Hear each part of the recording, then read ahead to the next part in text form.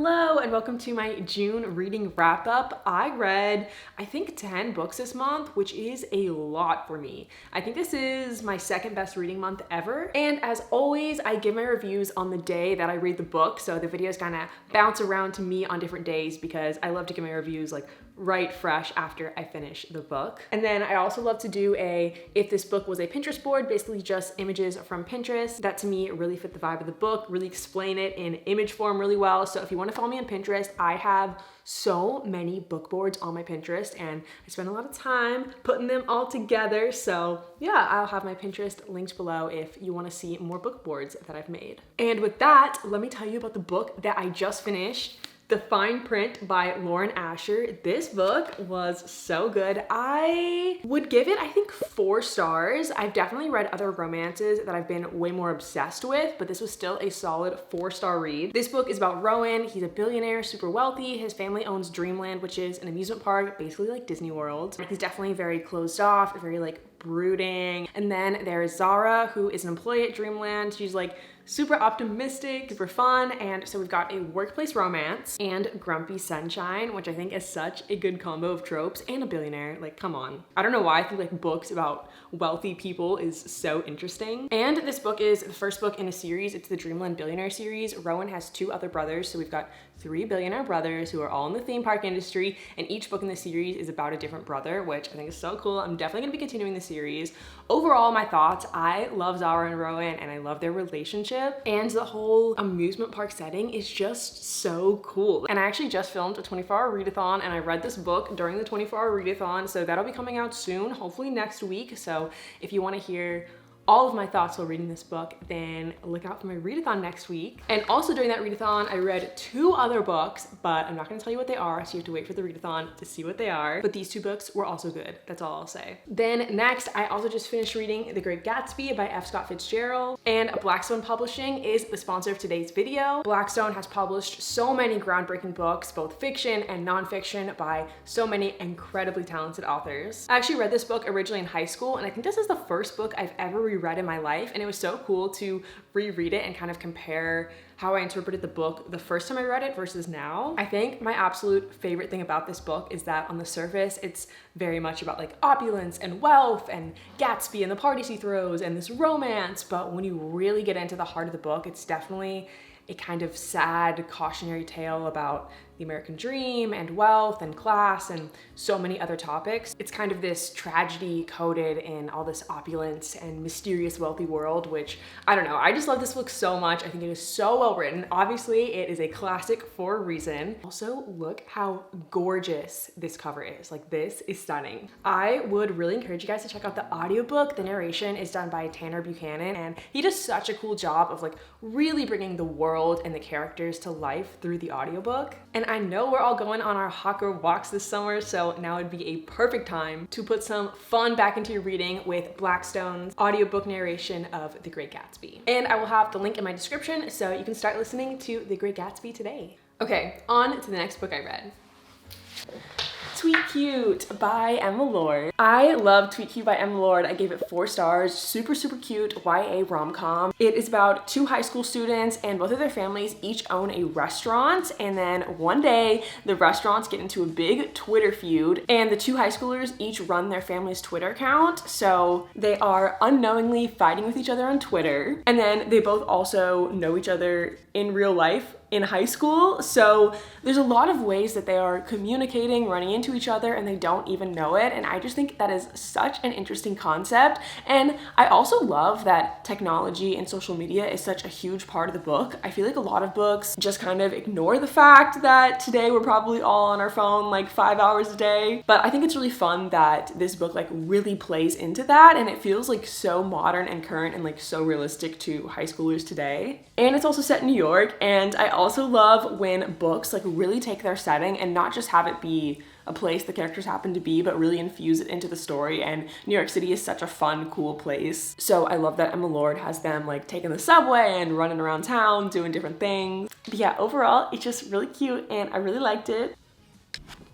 Hook, Line, and Sinker by Tessa Bailey. I just finished this book and I am so in love with it. I gave it 4.5 stars. This book is the sequel to It Happened One Summer, but it can be read as a standalone. I feel like it's more meaningful if you read them in order. I honestly liked this one a little bit better than It Happened One Summer. This book is about Fox and Hannah. Hannah lives in LA. She's really into music, really into the film industry. Fox is a fisherman and he lives in a little tiny fishing town, and Fox and Hannah are friends. They text all the time. So it's friends to lovers, and friends to lovers is so cute. What I love about friends to lovers trope is that I feel like it's so much more meaningful when the characters finally get together because they already know and care about each other so much on a friendship level. But my absolute favorite thing about this book is that Fox is like the pretty boy, he's like a player, but his character has so much depth to him, and I did not expect that at all. He's just such a full character. I don't know, he just felt like such a real person to me, and I just care about this man with my whole heart. I want the best for him. I also love the setting. It's a small town romance book, and sometimes I feel like small town romances can be kind of cheesy, but I don't think that this duology by Tessa Bailey is cheesy at all. Please read it. Definitely check out It Happened One Summer first, but if you need to bypass that one to read this one, do it. But both of the books are really good. Okay, on to the next book. As Good as Dead by Holly Jackson. This is the third book in the A Good Girl's Guide to Murder series, and this book is crazy. I just finished it literally like 5 seconds ago. I have to return this book to the library today and I cannot renew it because someone has it on hold after me, and so I've just been reading for the last like 5 hours because I was like, I have to finish it literally today. I did not expect the plot in this book to go in this direction. Blew my mind. Absolute shocker. Anyway, I'll briefly tell you what the series is about in case for some reason you're not familiar with it, but it's about a girl named Pip, and in the very first book in the series, she decides for her school project that she's going to investigate a old murder case in her town. So it's like a teen detective plot, which I think is so fun, and then there's also some romance subplot. And I love that in this book, I feel like we get way more of Pip and Ravi. They're just so cute together, and so that made me so happy. This book is definitely dark, way darker than the other two in the series, and the series is YA, so I'm honestly surprised that it went this dark, but I think it was very realistic. It's just crazy. That's like all I can say. Like, it just took a turn and I was like, this is where it's going. Wow. As far as my rating, I honestly feel really conflicted on what to rate this book. If I'm being honest, like, I kind of miss the like lighter, like quirky, fun, like teen detective plot of the first two books. Sometimes I was just like, wow, I feel really dark and sad reading this book. I think I would give it 4.5 stars. Let's go on to the next book. Love and Gelato by Jenna Evans Welch. I like this book a lot and it's perfect for summer. I gave it 4 stars. It is a YA romance that takes place in Italy, which is so fun. This book is about Lena, and her mom recently passed away, and so her mom sends her to live in Italy. And when Lena gets to Italy, she's given a journal that used to belong to her mom, and she is reading the journal, running around Italy, discovering all these secrets about her mom's past, romances. There's a big secret that she uncovers through the journal, and then there's also, you know, cute Italian boys. So I loved this book because it's not just a romance. There's also so much plot going on, from Lena grieving the death of her mom to Lena exploring a whole new country and trying to figure out who her mom really was and unravel this secret in the journal. So in a way, we get family drama and romance and mystery and adventure, and I just think that's so cool. Also, Love and Gelato is coming out as a movie. It comes out, I think, on June 22nd. So by the time you're watching this video, the movie should be out, and I'm so excited to watch it. I love when books become movies and TV shows. It's just so cool to see. Let's talk about the next book. Since You've Been Gone. Just kidding. I am an awful singer, but no, I did just read the book, Since You've Been Gone. That was a really cheesy way to introduce the book, but the book is by Morgan Matson and it's super cute. It's a YA romance that is perfect for summer. It is about a girl and her best friend disappears and leaves her behind a bucket list. So she spends the whole summer trying to complete this bucket list, thinking it will lead her to where her friend is. And there's also romance and really good friendships in this book. Something that I feel like isn't a big part of enough books is great friendships. I think it's so cool that the book deals with new friendships and kind of the mourning of her old friendship because her friend disappears, and also going on this summer summer adventure, running around town, completing bucket list items. And the romance is also really cute. The main girl is pretty like goody two-shoes, and then the guy is like Mr. Popular, kind of a jock. So I don't know, I think it's fun when characters who are kind of unexpected to be together in like a typical stereotypical high school setting end up together. I ended up giving the book 3.75 stars. The only reason it's 3.75 and not higher is because I did feel like it was like a very light summer read, like not a ton of like big depth to it or like super gripping, but I also think that's okay. Like that's honestly kind of what I was looking for, especially in the summertime. I feel like feel good and you know what you're getting into, and I like that. But yeah, I would definitely recommend adding this book to your summer TBR.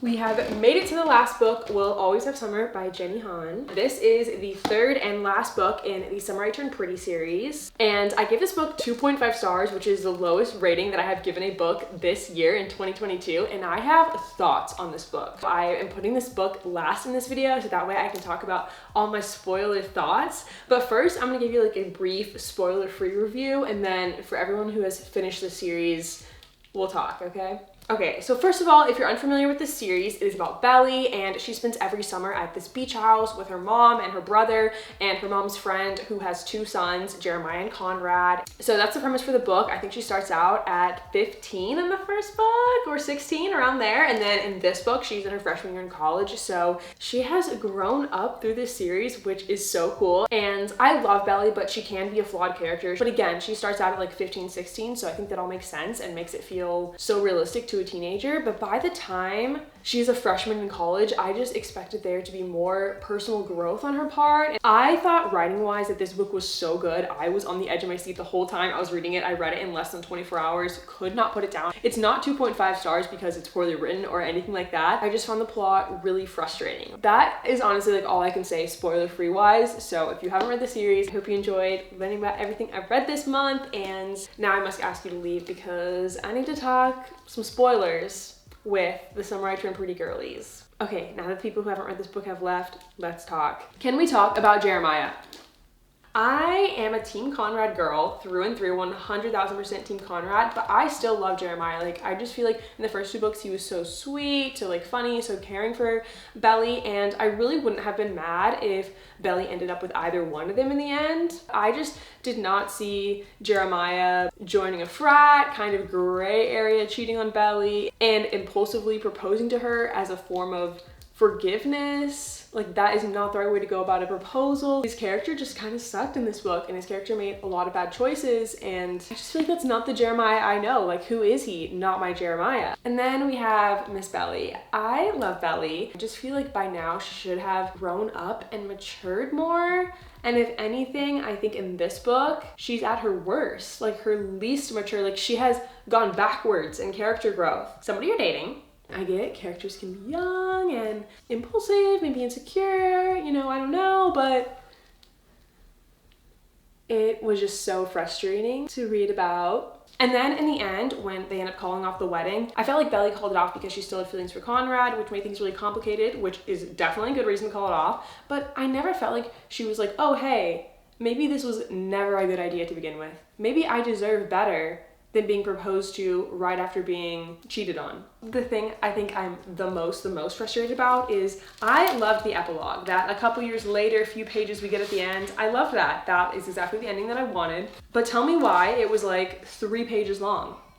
Like, I read a 3-book series to read 3 pages of her and Conrad together. And I know in most romance books, once the characters get together, the book ends because what else are you gonna read about? But we didn't even get to see how her and Conrad get together. We never got to see Belly and Conrad's love story. What are your thoughts like on this series as a whole? Definitely let me know in the comments. You can put like a little spoiler warning beforehand. But anyway, thank you guys so much for watching this video. I hope you enjoyed it. Make sure to subscribe and turn on my notifications so you can know when I'm posting all of my future videos. I hope you guys have a good rest of your week, and I'll see you in my next video.